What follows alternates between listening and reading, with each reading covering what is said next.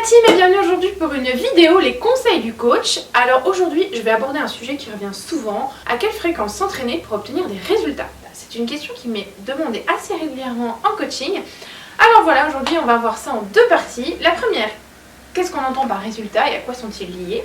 Et enfin nous verrons la fréquence optimale pour les atteindre, tout simplement. Un bon programme, allez vous me suivez, go! Alors la première question qu'on se pose, c'est qu'entend-on par résultat? Alors chaque résultat, ça va être vraiment propre à chacun, ce sont vos objectifs. On va distinguer plusieurs objectifs. Alors les plus récurrents, ça va être la perte de poids, se dessiner, voilà, tonifier sa silhouette ou prendre de la masse. On va dire que ce sont les trois objectifs les plus demandés. Alors pour prendre de la masse, on va tout simplement augmenter la charge. Ça c'est notre premier objectif. Ensuite, pour se dessiner, se tonifier, on va avoir des charges un peu plus légères, on va faire plus du cross-training, du cardio léger et du renforcement à charge légère. Enfin, pour tout ce qui est progression cardiovasculaire, là on va partir sur des entraînements bien plus cardio, ça peut être de la course à pied, du rameur, du vélo, vraiment des entraînements avec une base full cardio.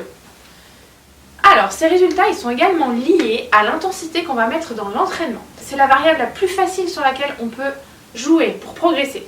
Donc là on va pouvoir travailler sur l'augmentation de la charge, on va pouvoir travailler sur le temps de travail, on va pouvoir travailler sur le temps de récupération qu'on va diminuer, on va également pouvoir travailler sur l'augmentation du nombre de répétitions.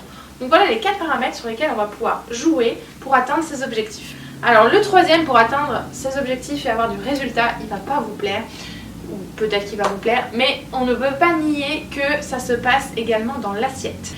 Par là, j'entends que bien manger, alors manger équilibré certes, mais bien manger à des heures stratégiques, manger ce dont le corps a besoin est essentiel pour atteindre ses objectifs.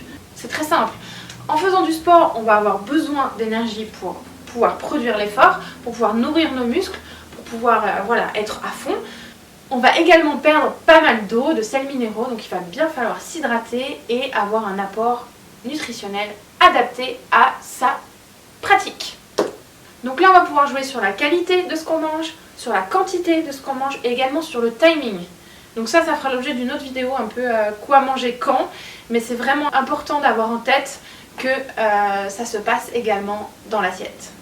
Et enfin, et là c'est votre problème à tous, notre problème, votre rigueur et votre persévérance. Je vais même m'inclure dedans, notre rigueur et notre persévérance. Plus on va être assidu dans sa routine sportive et plus on va avoir de résultats. Et là, je ne saurais que vous conseiller de planifier vos séances. Un petit calendrier hebdomadaire qui vous permet de voir, voilà, tel jour je fais ça, ça, ça. Ça permet vraiment d'avoir une vision sur son effort. Ça permet aussi de ne pas en faire trop ou de ne pas en faire assez. On va voir maintenant la deuxième partie sur qu'est-ce qu'en faire trop, qu'est-ce qu'en faire pas assez et qu'est-ce qu'en faire tout ce qu'il faut. Avant d'introduire le combien de fois s'entraîner de manière optimale par semaine, je voulais juste vous faire une petite précision. Voilà, c'est un sujet qui me tient vraiment à cœur, dans le sens où autour de moi, en tant que coach, je conseille, je supporte, j'accompagne les personnes à optimiser leur entraînement, à se sentir bien dans leur tête et dans leur corps. Et c'est vrai qu'on a du mal des fois à se faire entendre sur attention, tu t'entraînes trop, ou oui, alors c'est bien ce que tu fais, mais c'est peut-être pas assez par rapport aux objectifs que tu souhaites atteindre. Donc voilà pourquoi j'ai voulu faire cette vidéo et vous expliquer en quelques mots quelle est la fréquence optimale d'entraînement. Alors je sais qu'on peut avoir l'impression que je m'entraîne comme une malade absolument tous les jours et c'est faux, je m'octroie toujours 1 à 3 jours de repos par semaine. Et pourtant je suis coach et je suis en pleine forme. Donc n'oubliez pas, écoutez votre corps, faites comme vous le sentez, mais sachez que la récup c'est essentiel. Bon là tout bêtement, je vais reprendre une semaine normale, je vais faire comme si on s'entraînait 1 fois, 2 fois, 3 fois, 4 fois, 5 fois, 6 fois et 7 fois par semaine. Et je vais vous expliquer en quoi c'est bon, pas bon, ce que vous devez attendre, ce que vous devez ne pas attendre de votre fréquence d'entraînement. C'est parti. Alors si on s'entraîne 1 fois par semaine, honnêtement c'est mieux que rien. C'est déjà pas mal. Mais si vous voulez des résultats visibles sur la silhouette ou le cardio, c'est clairement pas assez. Voilà, pour 1 fois par semaine, je pense qu'il n'y a absolument rien à ajouter. C'est juste pas assez, mais c'est mieux que rien. À 2 fois par semaine, on va commencer à avoir des effets sur la santé, des effets positifs sur le sommeil, sur la fatigue, sur la nervosité, donc ça c'est assez cool. On peut aussi faire 2 fois par semaine dans un objectif d'entretien après une grosse phase d'entraînement. C'est une bonne fréquence, après un marathon par exemple, après une atteinte d'objectif où le corps est déjà habitué à des efforts, donc là ça permet de s'entretenir.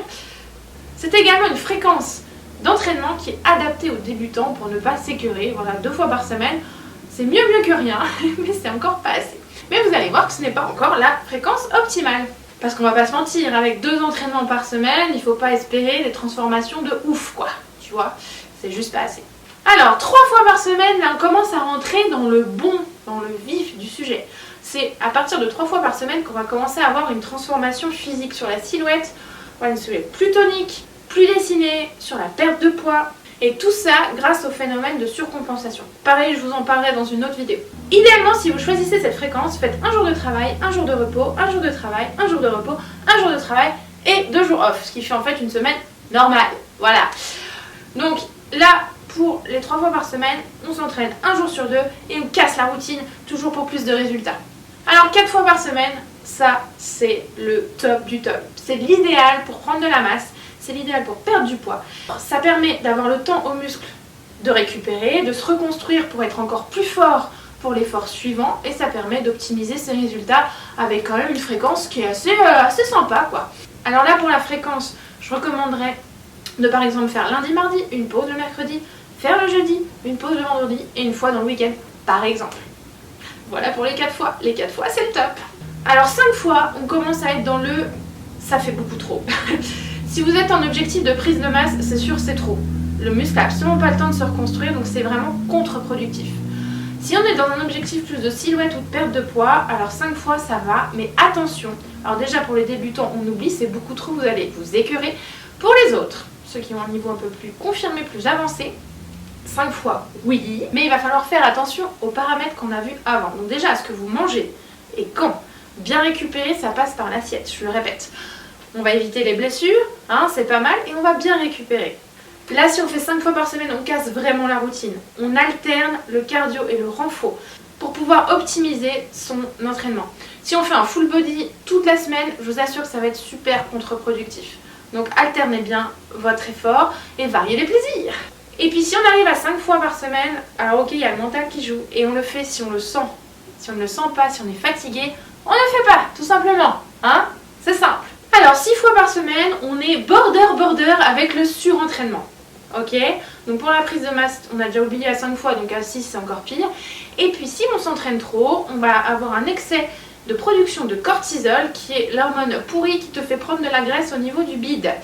Donc c'est pas vraiment ce qu'on recherche si on est en phase de perte de poids ou de dessin de silhouette, vois-tu. Ça te fait aussi être plus nerveux, plus fatigué, plus tendu, enfin voilà, c'est un peu pourri. Donc en fait, si on s'entraîne trop, et ben on va perdre tous les effets positifs du sport. Tu vas être super tendu et tu vas prendre du gras, pas dans tous les cas, mais c'est possible. Et puis si vraiment on peut pas s'en empêcher, qu'on en a sous le pied, et ben on privilégie des séances plus courtes, ok, 35-45 minutes max, histoire de réduire, et dans les 35-45 minutes max, on introduit notre échauffement et notre retour au calme, ok? Comme ça, on peut pas s'en empêcher, on fait quand même quelque chose, on a bonne conscience, mais on va pas vers le surentraînement. Bon alors on est à 7, bon bah 7, vous aurez compris que déjà depuis 5 c'est limite, donc à 7 on est limite dans la bigorexie.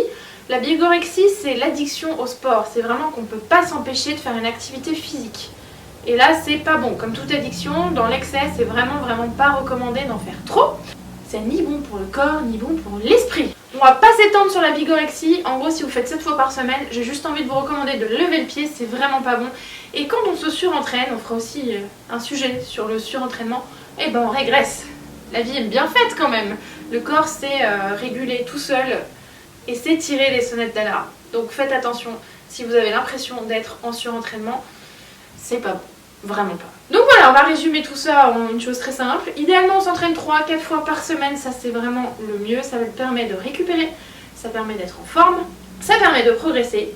Donc, ce qu'on cherche, hein, optimiser l'entraînement pour progresser, pour avoir des résultats. Et puis, dans ce qu'on met dans son entraînement, on va tenir compte des différents paramètres qui sont son âge, son sexe, sa taille, son alimentation, ses prédispositions, son mode de vie, et puis ses contraintes. Hein. Moi, en tant que jeune maman, je ne peux pas vous dire le contraire. Donc vous mettez tout ça dans un beau panier et vous trouvez votre équilibre. Je répète, je conseille vraiment de se faire un planning d'entraînement qui vous permet d'être constant et de ne pas procrastiner ou d'en faire trop ou d'en faire pas assez. Voilà, j'espère que cette vidéo vidéo vous a plu, n'hésitez pas à vous abonner, à mettre un petit pouce en l'air sur la vidéo si elle vous a plu. Et puis je vous retrouve tout bientôt pour une nouvelle vidéo.